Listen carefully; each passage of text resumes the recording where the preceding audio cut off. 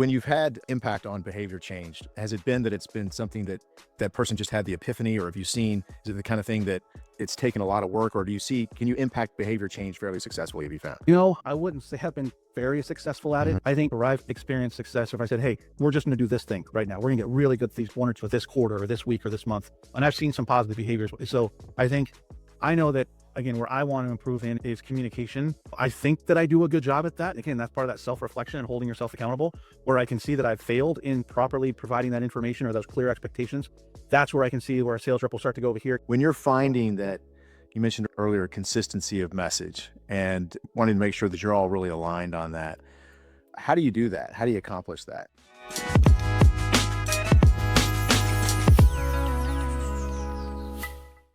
Hi, welcome to the Sales Elevation Podcast. My name is Ed Kerr. Thanks for joining. And my special guest today is Paul Talbert, VP of Sales for Approved Freight. Paul, good to see you. Thanks for being on the show. Thanks, Ed. It's great to be Good to here. see Nice to you. see you again. So, I know we've had a little bit of discussion about your role and about sales in general. So I think I just kind of wanted to start off by, what got you into sales leadership, man? Oh, what got me into sales leadership? I've been a leader in various aspects of my life, Ed, and even back to when I was younger, I've never been afraid to kind of be on that line of, I want to get, I used to tell my boss, anybody I reported to, I can't live in this purgatory. I want to either be in a space where I'm going to be promoted or fired. I have to live on that line because that's just my personality. And then throughout the course of my career, and I got into sales kind of late. I've lived several different lives, I feel like. And when I got into sales, it was LTL sales here in Southern California.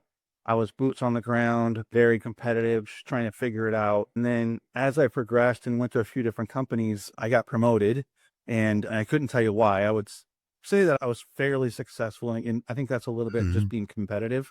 But I had ideas of how I think we could do things. And again, I couldn't just coach my kids in baseball. I had to become the president of the league. I couldn't just be in PTA. I had to be president of PTA.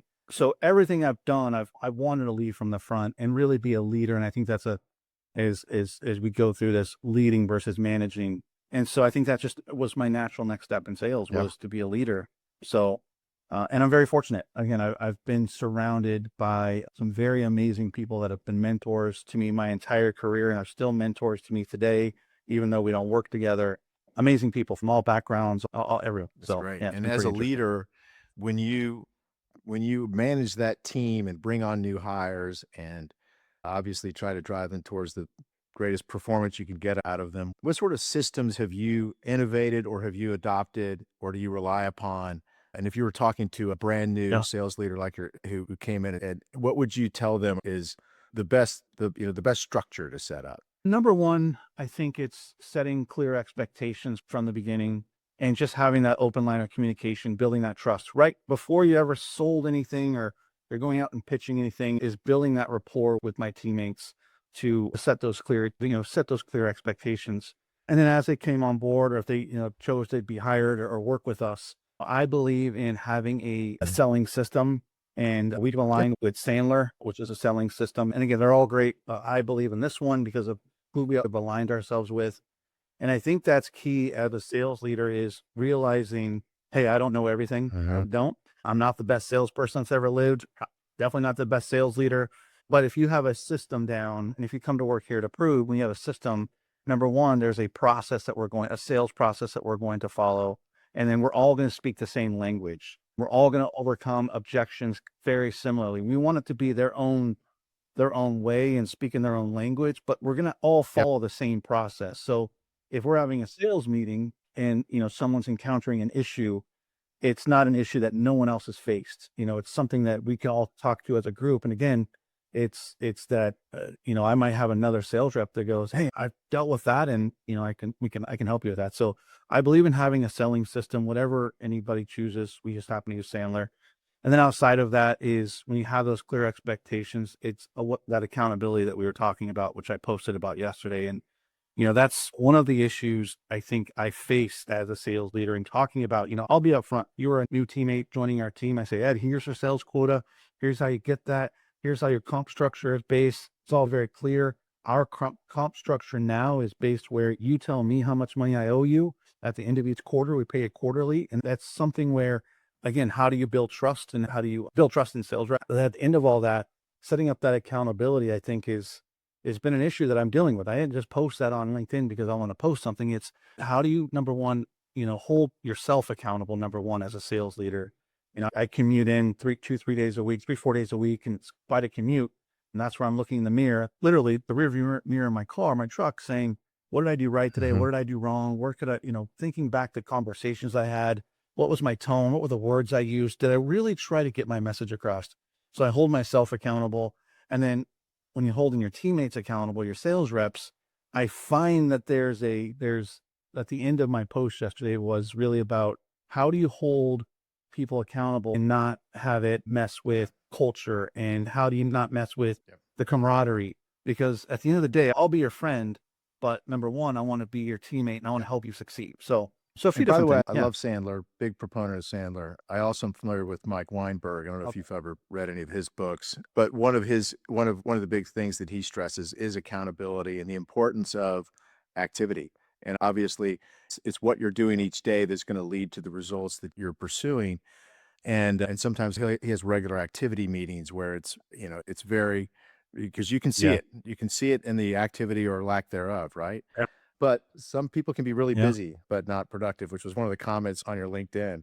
And so I'm kind of curious when you're trying to get accountability out of your entire team or certain individuals, where do you look first? And what do you look for another sales leader like yourself who's might be struggling with it? What do you do? Yeah. Yeah. And with Sandler, it's they don't really stress Mhm. really the behaviors. Are we doing the right behavior to help us win? And are we qualifying? So, for me, it's a lot of, again, being part of the Sandler group. And I don't want this to be about Sandler, but I'm just saying what I do is I'll have monthly meetings with the Sandler trainers and the owners there, Ken Guest and those guys and Matt.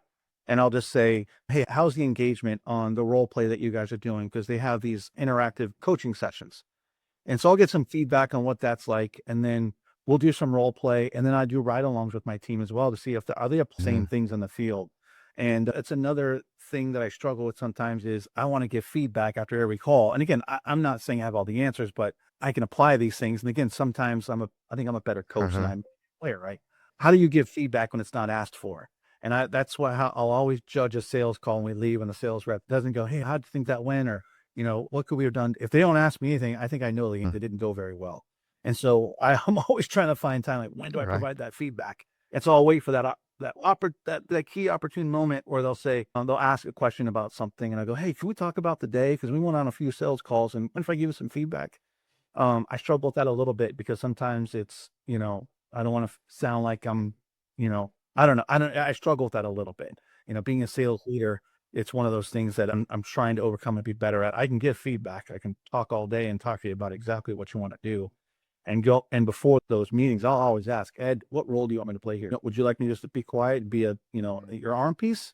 Do you want me to, interject? And then, I'll get that feedback. So, but yeah, it's really the behaviors. I'll do some ride-alongs, and then the data doesn't lie. I want to look at results before I look at activity, what you're calling, what's your lead count look like? If the results aren't there, then we have to start looking at activity. Then it's like, okay, are you doing the right behaviors to get the right activity and the right outcomes? And I'll listen in on calls. I'll say, hey, have me join a few calls with here if they're virtual so I can listen in. But it's being in tune. I'm trying to understand and just being a coach and a mentor like I've had in my life, trying to be that for the team Yep. best I can, right? And if I don't have the answer, Yep. hopefully And do someone you else find does. it's difficult to spread yourself out amongst everybody who needs it? I mean, because I always hear from all sales leaders that they're just at the end of a fire hose. There's so much to do. They don't often have enough time, even for people who really like coaching, like it sounds you do. There's only so many longs you Yeah. can go on, right?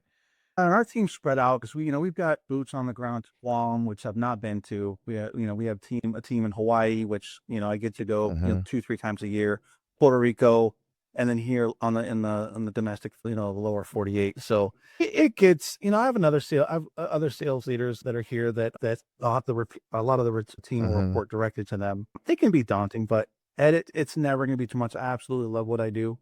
I don't, there is no amount of hours that you work a day. Is you start the day and you get the job done, Yep. and then you start over the next day. So there's no real, I would never say I'm spread too thin. I Bandwidth is sometimes tough, but Yeah. it's not that Yeah. big of an issue. And Yeah. when you've had impact on behavior changed, has it been that it's been something that that person just had the epiphany, or have you seen, is it the kind of thing that it's taken a lot of work, or do you see, can you impact behavior change fairly successfully, have you found? I wouldn't say I've been very successful at it, if Mhm. I'm being honest with you. I think where I've been successful is I might say, okay, we're going to go out and do this. And it's, a very vague thing. And where we have seen success, where I've experienced success, if I said, hey, we're just going to do this thing right now, we're going to get really good these one or two this quarter or this week or this month. And I've seen some positive behaviors. So I think I know that, again, where I want to improve in is communication.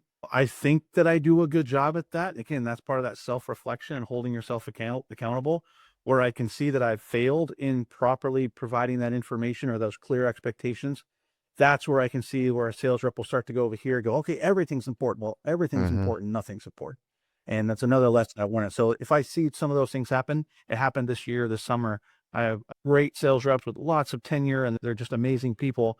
I think I was providing too much information and too much direction and I think it's causing Mhm. some chaos a little bit. So I've tried to narrow that down a little bit Yeah, more. And I that's think that's great. really And helped. have you determined where along the sales process are the critical steps of conversion, regardless of how long that cycle is? So, I mean, typically it's that prospecting. Do you get the meeting set, and then do you get through discovery, and do you get over all those objections and get to negotiation? Right? So, which when you look, do because I've talked to some leaders who focus really on those conversion opportunities, and that's what they're measuring constantly, whether they follow medic or whatever else. They want to make sure it's tracking, right? What's that blueprint for you if you were to simplify that, do you think? I think the most important thing about prospecting is being able to qualify or disqualify an opportunity. That's where, I'm really pressing the team to become better at. No is okay. If someone says no, we've all heard it's no for now, and I'll reach out to you later on. And when I look at our funnel, there's supposed to be a lot of opportunities coming in, and then there's only a few coming out because we're qualifying them at each stage. Our funnel typically looks like this. We've got very few up here. We've got a bunch of things down here that are just, we're waiting on something.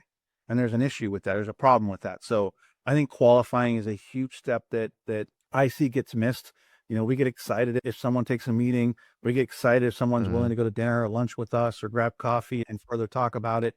I think as salespeople, we typically miss those things. We're not asking the right questions to qualify it because every opportunity is not a great opportunity for Mhm. your organization. And so I think if you can clean that up and just really do a better job of qualifying or just as important, disqualifying an opportunity, going, hey, you know what, Ed, I've heard everything you've said here. I don't think we're a good fit for your organization because we're not going to be able to do these three things. But let me get these three things cleaned up and let's talk in a year or 6 months. I think we need to do a better job of that. You know, Getting into sales, I always heard this thing about um, 90% or whatever the number is of sales reps don't ask for the business. I don't necessarily see that with the folks I've been lucky enough to work with here and at other organizations. I've seen them go, hey, if this makes sense, Ed, are we going to be able to sign this agreement? Or are you doing business with us? Um, but if you get to that point, Ed goes, I was never good. I just like going to lunch with you. I Right. don't want to do business with you. We didn't do a good job before that. You can ask for the business all day. But if they were never planning on doing business with you or not, because you're not a good fit or it's not the right time, then you just wasted a bunch Yeah. of time and money, right? And resources. So I think being able to qualify or disqualify is probably one of the most Completely important agree. steps of the Yeah, sales and it's process. great to have a system like Sandler that you encourage your whole team to follow, and you can hold them Yep. accountable to following that. And when you ask them certain questions consistent with Sandler, they should be able to tell you, right? When you're finding that, you mentioned earlier consistency of message and wanting to make sure that you're all really aligned on that. How do you do that? How do you accomplish that? Aside from, I know you role play a good bit, It's a great but question. Oh, it's a great question. I don't even know if I have an answer to that yet, to be honest with you. It's something that I think I need to do a better job at. I rely heavily on the Sandler trainers that we get to work with and just saying, hey, when you're doing some of these things and they have to do a thing called a cookbook, which is their behaviors and activities of how many touches and calls they're going to make. But it's hard because if we're doing role play and I go, okay, Ed, give me a 30-second commercial. I'm a this shipper. They can usually do a pretty good job, but do that in front of a customer or a prospect that you've never met before in your life. It's like practicing, batting practice versus being, game 7 of the World Series. It's just yeah. two different at bats. And so that's a tough one. I really don't know how I don't know how you do that. I think we do an okay job, but I don't know. Yeah, I I think don't know. it requires a certain level of consistency to just you've got to do it regularly. It's just like any sports teams, you got to get your reps in, you got to get in that batting cage, and it's tricky. I've seen this in teams that do actually get aligned, and there's often a lot of excitement about it. The other thing is funny is salespeople in general is kind of the Wild West. They're hard to corral Well, sometimes, but and, oh yeah. when they actually start to follow a system and have, confidence and consistency in following that, it actually benefits them. So they see the light eventually, I think. But have you used any AI tools in your sales process? Or I'm sure your CRM probably perhaps has some AI tools. What have you found that's working? Yeah, not so much in our CRM. But we'll use some AI because you can go into AI and, you can say, hey, write me an opening email in the Sandler sales methodology. And I'm trying to reach this person. We do that all the time. And then I tell my team, don't sound like a freaking robot. Like rewrite it yourself a little bit, and make it sound like you because you don't talk like that. I know I don't talk like that. That's really the only thing we've used it for is some messaging. We use it internally to clean up internal emails and, hey, make this less wordy or, make the message more concise. But as far as our sales process, we haven't Mhm. dabbled too much into that. The one thing that we've done, I guess the only thing I take that back, the only thing we've done, and we haven't really instituted it yet, is we have an AI note Yeah. taker called Fathom. So anytime you're on a Teams or a Google or Meet, so what it'll do is Sandler they have integrated into that. So if this were a sales call and I was in sales and you were the prospect, it would say grade me based on the Sandler sales method. And it would say, you didn't ask for this, you didn't do this as a sales. It would tell you, and I can go back and look at that. It's something we're going to institute in 2026. And I would say, hey, every call you have, I want to be able to go in there because not everyone's using Fathom yet. And I want to see how you're doing. And that can help because like for your thing before the bandwidth, I can't be on every call and not that I could help on every call anyway. But if I can look at notes and go, hey, you failed to get a clear next step on this. So where are you at with that? And how could you have gotten a clear next step? And just to be able to have that, not a gotcha moment for the sales team, but just hey, let's go back and look at this and let's look at what we did right and what we did wrong. And the one key thing about this whole thing is I have Mhm. to do it first. When we do role play, it's something that I learned also from the Sandler group is I've got to go first. I can't ask you, Ed, to do it Yep. if I can't do it myself. So I've got to be able to go out and close business. I've got to use the sales methodology that we have here. I have to be able to prospect. And if I ask anybody to do anything on my team, I need to do it first to show them, hey, I'm not afraid and I'm going to do it. And Ed, I mess up. We do a funny example. I said, okay, we're going to cold Mhm. call some prospects and we're going to go, I'm going to give you an Okay. objection. You're going to overcome that. And I said, but I'm going to go first. I messed up like the first 5 times. Then I was like, all right, let's try it again. Let's try it. And I was like, I don't do this all day. So I'm out of practice. And I said, this would be a good thing. And I would tell my team, this is a good thing for you. If you're not practicing every single day your craft, you're going to end up just like me and you're going to screw up. And it's going to take you. By the 6th and 7th time, I was getting better. By the 10th time, I was like, okay, I'm dialed in. Yeah. Let's go. Let's keep going. And then I had to give someone else a trial. So you got to be able to do it first, and lead by example. But And by the way, I think that's great you're yeah, using Fathom. We use Fathom and I use Fathom. And I don't see how I lived without it before because 'cause I'm on call after call in my position and I have to go back and refer to those all the time and it's super helpful. So that's good. But I think I love that they're integrated with Sandler. I think that's going to be really helpful for you as well. Yeah. yeah. You know what I also just got is so that's when you're having a virtual meeting. But what happens? What do you do when you're in someone's office and you're not using a virtual tool? So I just purchased this little tool called Plaud, Plaud, and it's this little credit card device that you put in the center of a room. I just used it this last week when we were traveling doing quarterly business reviews, and I put it in their mouth. I go, hey, I'm turning this on. This is an AI note taking tool. Are you guys okay with me recording? And everyone said yes. And they kind of look at me and all I say, I'm a horrible note taker. I don't catch everything. And I'll send you what this looks like. I'll send you the notes. So far, it's worked out pretty good. It doesn't pick up all the speaker names. So it'll just say speaker Yep. one, speaker two. And you got to have to go back and that a little bit. But I'm messing with that too. Not that I don't foresee me giving this to every sales rep. And that might be a Hmm. little intrusive, but it's good for me, especially at some of these high level meetings that I'm in. I may miss something that is important. So it's a good tool. But anyway, that's Yeah. what we're And using AI I for needed that in today. college. I mean, wouldn't that have been great just to have a note taker like that in college? I mean, well, lots of I need to get in conversations with my wife. I mean, I need to start recording every care and say, hey, you said you didn't care when we went to dinner, and now we're I did the here. same And thing yeah, because anyway, but My wife I has a wouldn't natural bubble note up. taker in her head. She doesn't forget anything. So it's an unfair fight. Well, hey, what would be a good piece of advice that you would give in a more from a leadership perspective to a young sales leader that maybe you didn't know when you started your path in sales leadership? I think one of the things I've learned, so I have 3 adult children, love them all the exact same, but they're not the same Yeah. people. They're different humans. And I learned early on, I have 2 older sons and then my daughter who's the youngest, she's 25.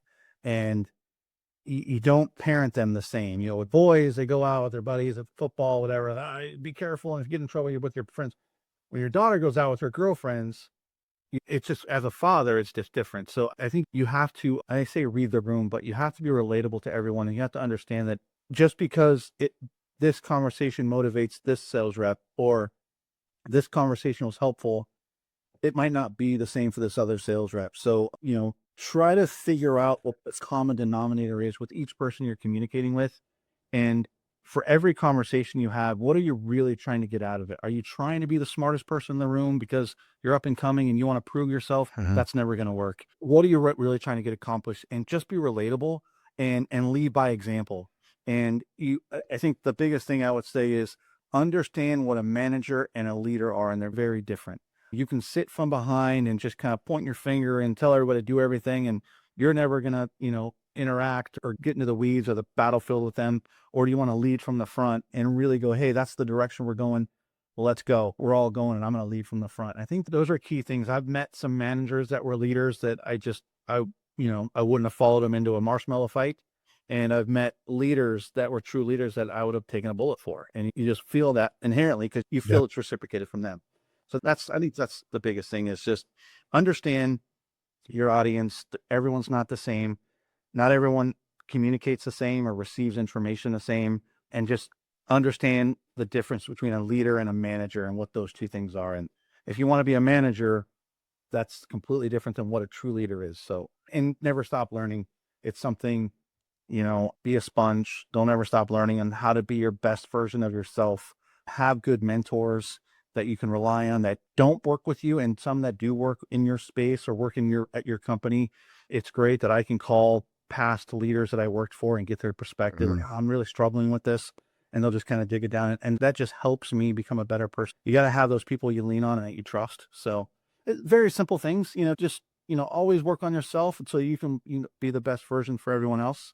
And then be a master of your craft. If you can't sell anything or you Mhm. can't close business, and if your customers or prospects don't trust you, there's probably something wrong. And you probably need to fix something, or maybe you shouldn't be in leadership because that's something that you're going to have to do at some point. You're going to go into a meeting with one of your sales reps and you're going to go, "What role do you want me to play here?" And they're going to go, "I can get a word out of Ed, but I know there's business here. Can you help me?" And if you go, "Well, no, I'm only here to watch," you're going to lose all respect. If you go, "Got it, done. Fill me in on what we need to go get accomplished." Have a pregame meeting and then go in. So just I think you basic summed up things. a lot that's like spot on. In fact, it's funny. One of the first guests I had on the podcast, his answer was really about authenticity, which you completely touched on that. And certainly the fact that human beings, they're all different, right? And they can't be treated the same. And a manager versus a leader, and then mastering your craft. I mean, that is a great summation, I think, of what somebody could sort of It, hold on to as they began a career in sales leadership. And that leads me into my last question for you. All right. And that is when you're struggling to get somebody to become more accountable and to perform at a higher level. And maybe it's a lack of confidence or skill, maybe it's things in their personal life, or they might be lazy or not necessarily motivated by, making more money or pleasing, management. How do you inspire? How do you inspire somebody who's just not doing it? There's no fire, or there's just no proper application of everything that you've taught. yeah. And again, it's beyond everything I've taught them or attempted to. It's everything they bring because most people that we hire got experience and have been somewhere else and either been successful somewhere else or for one way reason or another are now here. That is something, it's a good question, Ed, because, again, I think about authenticity, and that's a really good word that you just said because I'll think back to previous situations where, I had someone here this past summer that was struggling. And, I would call them and say, "Hey, there's got to be something going on." In my brain, I thought there's got to be something going on because we're not connected. We're misaligned. And I would even say, hey, let's take our work hats off and let's just talk, human to human. I don't think I use Mhm. that exact term, but let's just talk. And I said, just what is it? No judgment. What's going on? And the answers I got were a little alarming because they were nothing like I thought. It was basically, it was all my fault that we weren't succeeding or that this person wasn't succeeding. And a lot of it had to do with I wasn't communicating enough to them. I wasn't reaching out and checking on them enough. I said, I'm going to take that as an action item. I got it. And you're right. I do have a long commute. I'll give you, I'll call you in the morning because that's when I'm here. When I'm in the office, then, if it's a work thing, yeah, but we can talk about football. We can talk about whatever you want to talk about. We need to talk about work. I want you to feel like you're connected. A few weeks go by and that wasn't it. I was Uh-huh. calling it, that just wasn't it. And I was unable to inspire that person. Yep. I couldn't figure it out. And I think that I did a poor job early on realizing that I think this person had already checked out and was just mentally and physically checked out. And I didn't know what had caused that. Other situations where you get down to and you really try to relate and get down to somebody, you go, what motivates you? What do you get? Why do you get up every morning? If they've got a family and they're a dad or a mom, 9 times out of 10, that's my family motivates me, that's a great answer. Okay. Well, how can I help you?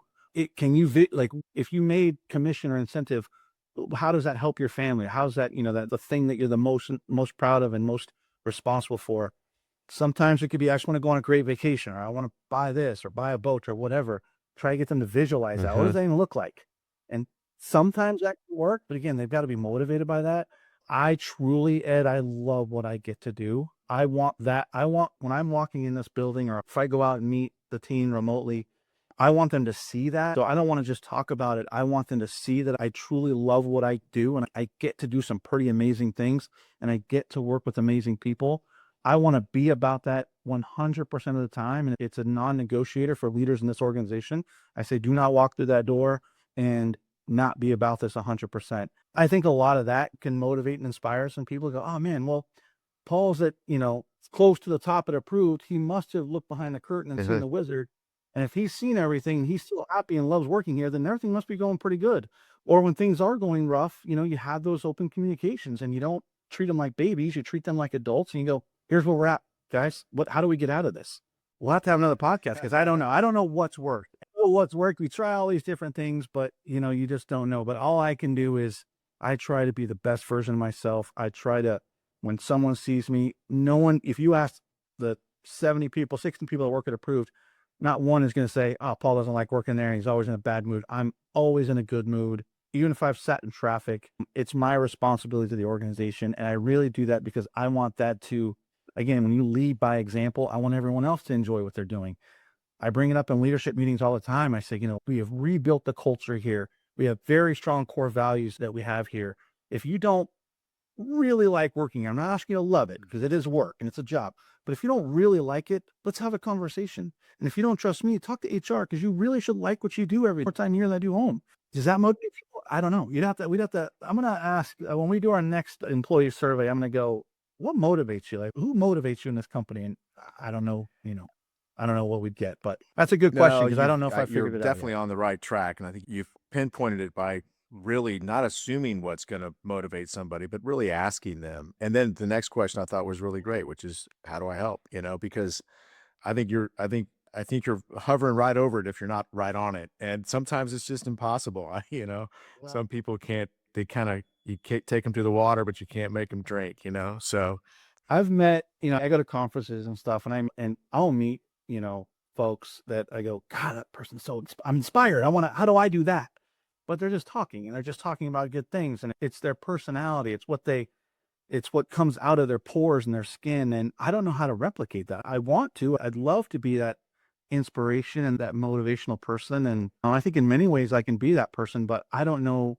You don't ever get that feedback. Like, Ed, Mhm. did I just motivate Right. you? Did Yeah. I inspire you? You don't ask those questions. So I don't really know. So Well, still trying to that figure can it be out. We'll episode figure it out version soon. part 2. We can actually Yeah. dig I'd actually probably Yeah. enjoy doing that for sure. So, last thing, if people wanna reach you or if somebody's perhaps in the LA area and they're looking for a sales leader they wanna work for, or is it LinkedIn kind of the best way to reach you? LinkedIn is we have an open sales role here in LA. Just met with my HR team today about just the level of candidates that we're seeing. And it's not it hasn't been inspiring to be honest with you. So yeah, it's LinkedIn's the best way. send me a direct message, and then I can provide my email and my phone number on there if we connect with anybody. But Excellent. Well, that'd be the Paul, easiest hey way. man, thank you so much for being on the podcast. It's been a pleasure. Perfect. Ed, thank you very much.